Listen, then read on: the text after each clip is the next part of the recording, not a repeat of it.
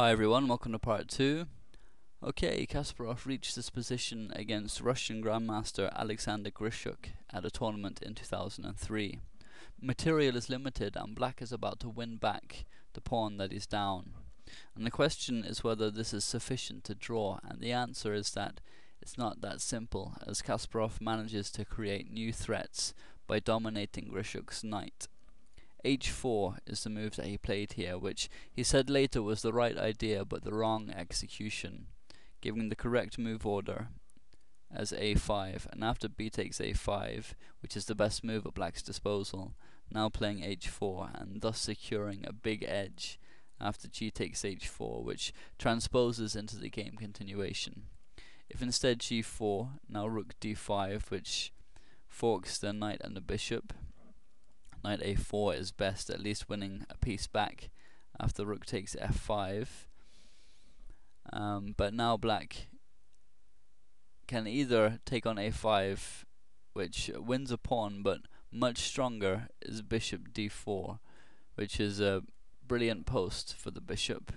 And from here it's completely dominating the black knight. There's no forward movement for the knight, and can't come back into the game, and now white is completely winning.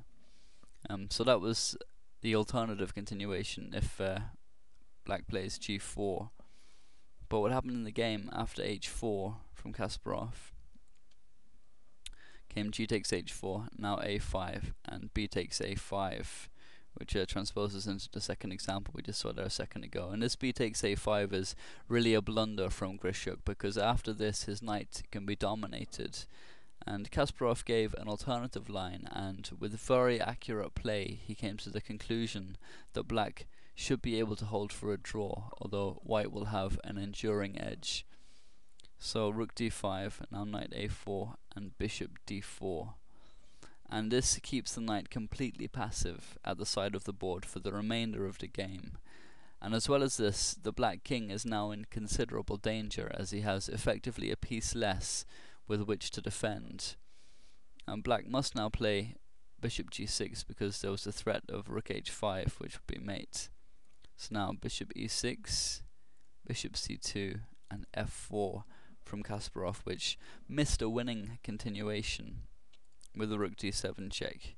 King H6 is the best move. Now bishop F7, which is threatening bishop E3 check, which forces the black king into the firing line of a discovered check from the rook, which would be game over. And bishop F5 is the correct way to defend, but now comes the rook D5 and king G5 to defend the bishop.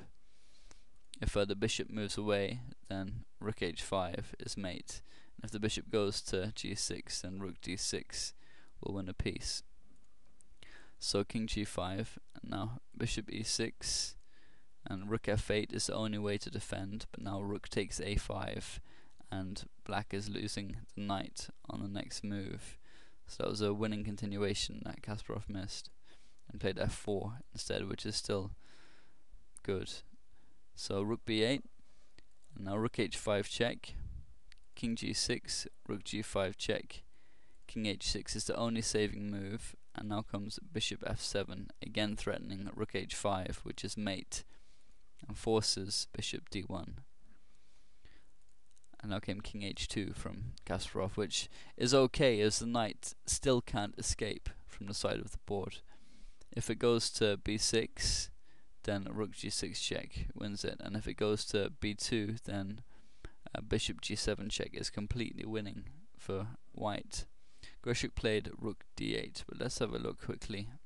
And knight B2. Now bishop G7 check. King H7 is the only move, and now bishop E5, attacking the rook, which is now overloaded, defending both the knight and the threat of bishop G8 check, which is completely winning for white. And in actual fact, black would now have to give up the knight. For example, if he tries rook B7, now bishop G8 check, king H6 is the only move, and now bishop D6 threatening bishop F8, which is mate, and now black must give up his rook. So the knight remains trapped passively at the edge of the board, even after this move, king H2. So rook D8 from Grishuk, And now bishop f6, rook c8, and bishop e6, gaining a tempo on the rook, but stronger was the rook g6 check, where after king h7 it's the only move to avoid mate, comes the rook g7 check, king h6, again the only move, but now white has the bishop g6 and he's completely winning. The idea is to play rook h7, which is going to be mate, and against this threat black is helpless, and here he would have to give up material and lose before long.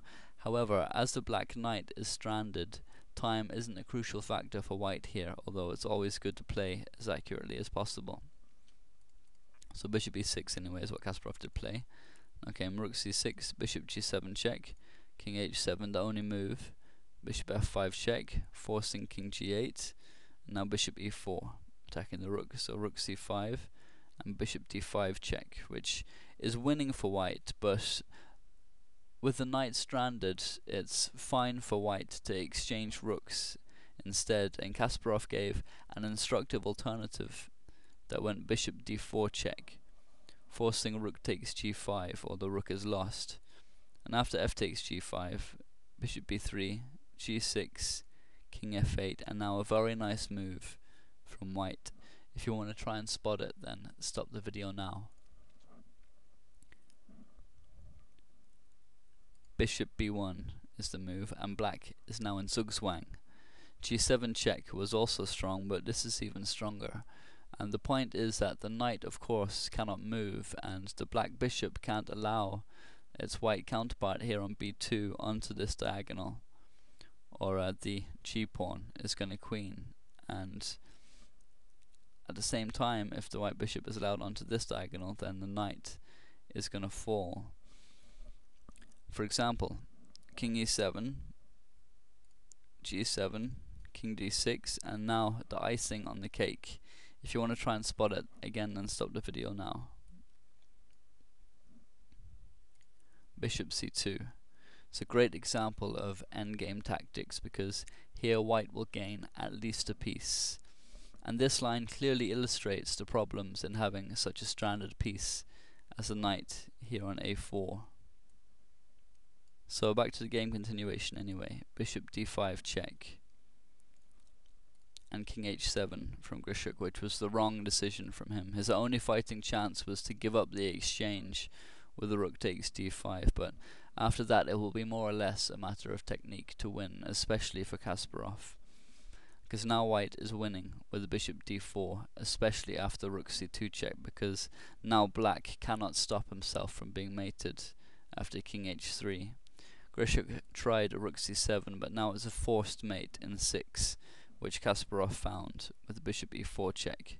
King h6 is the only move, and now rook g8, and here Grishuk resigned, seeing there was no effective escape to the threat of rook h8 with mate to follow shortly. If rook h7 and bishop f6, bishop b3, bishop g5 check, king h5, and bishop g6 is mate. So it was a great display of endgame skill from Kasparov, and a fine example of what a powerful tool domination can be in the endgame. So I hope you enjoyed those examples and found them instructive. Please leave any comments or thoughts. Thanks very much.